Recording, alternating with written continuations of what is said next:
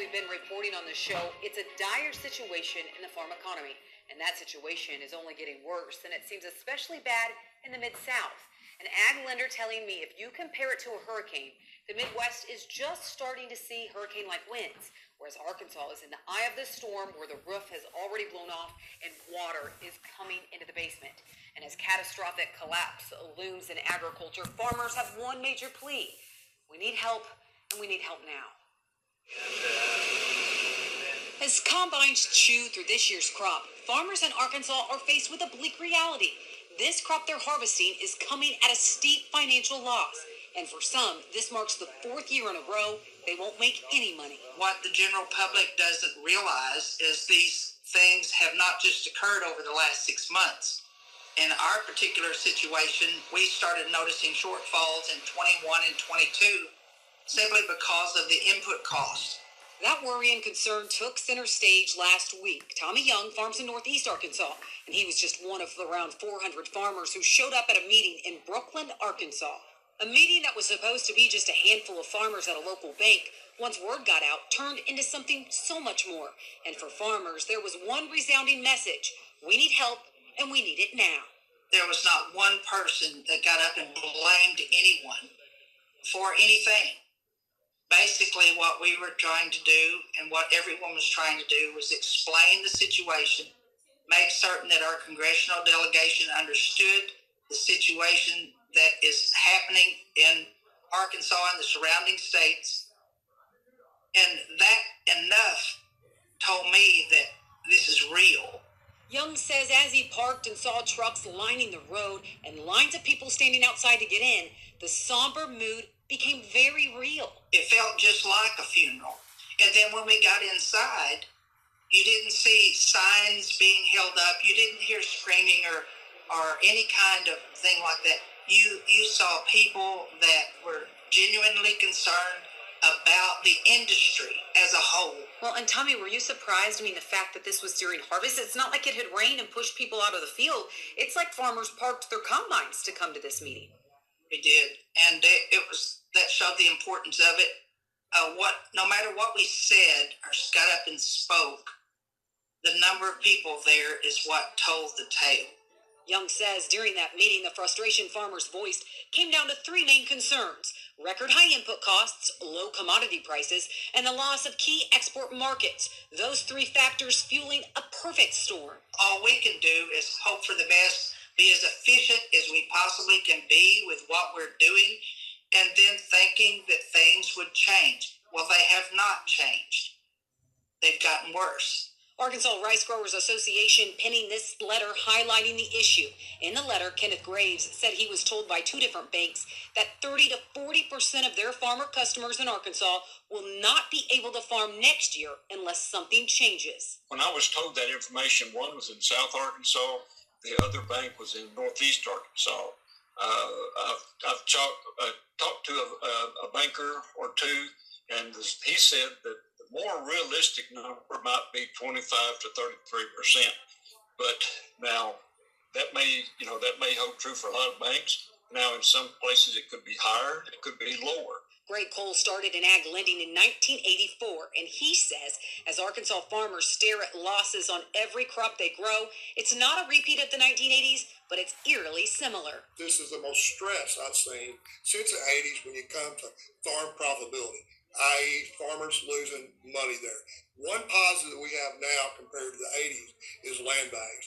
With a drastic drop in commodity prices, but input costs still record or near record highs, Cole says Arkansas farmers have been eroding balance sheets for 4 straight years. Our numbers for our operating loan portfolio is we started in 22 where 40% of our producers lost money. In 23, about 50% lost money.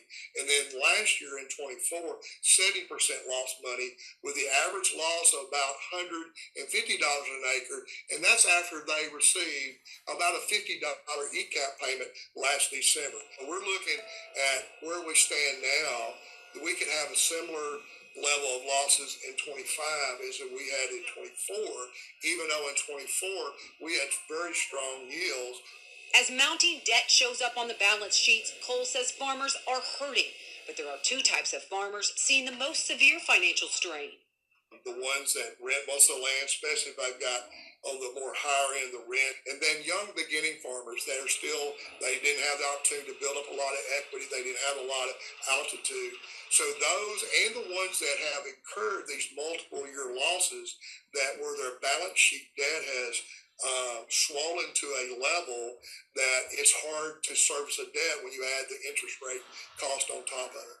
And in talking to farm credit colleagues from across the country, he says next to the Central Valley of California, farmers in the Mississippi Delta region are in the most severe shape. There were 62 farm equipment sales in eastern Arkansas in this past winter. That's the most I can recall, anecdotally speaking, than any time in my career since the 80s. And I think what we're looking at now is we're looking at least that many or more. It could be double that if we don't get major intervention in the markets or a intervention from DC. Really, we need another ad hoc payment, maybe in a form of an MFP type payment that we received back in COVID. But we need some major help here, or we're going to have a lot less farmers in 26 and 27. But it's not just farmers in the Delta seeing the financial strain this year. Agroeconomist John Newton telling Michelle Rook, even though the overall net farm income picture from USDA looks strong, it's a very different situation when you take out livestock and look at just crops. If you look at the data, crop cash receipts over the last 3 years have declined by $71 billion when adjusted for inflation. And Michelle, that matches the largest decline that we've seen in history. So the pressure in the crop space is very real. American Soybean Association CEO Stephen Sinskey also sees and hears the growing concern among farmers. It's tough, and we're continuing to hear.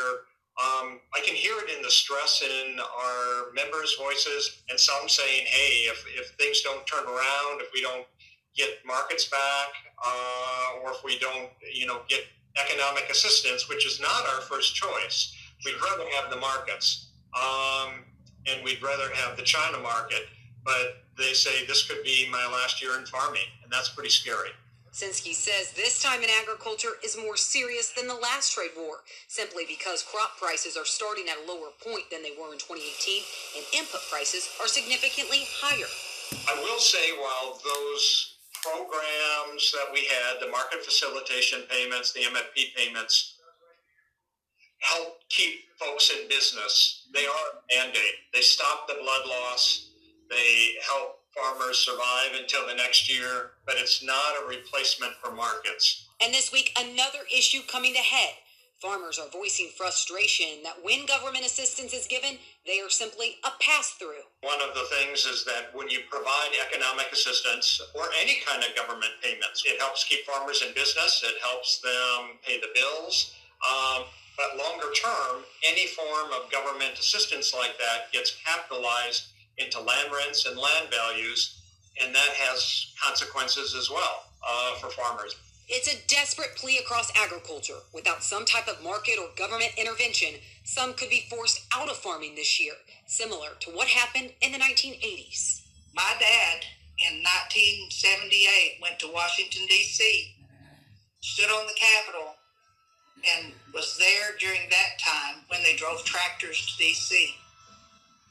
It was the same thing in Brooklyn, Arkansas.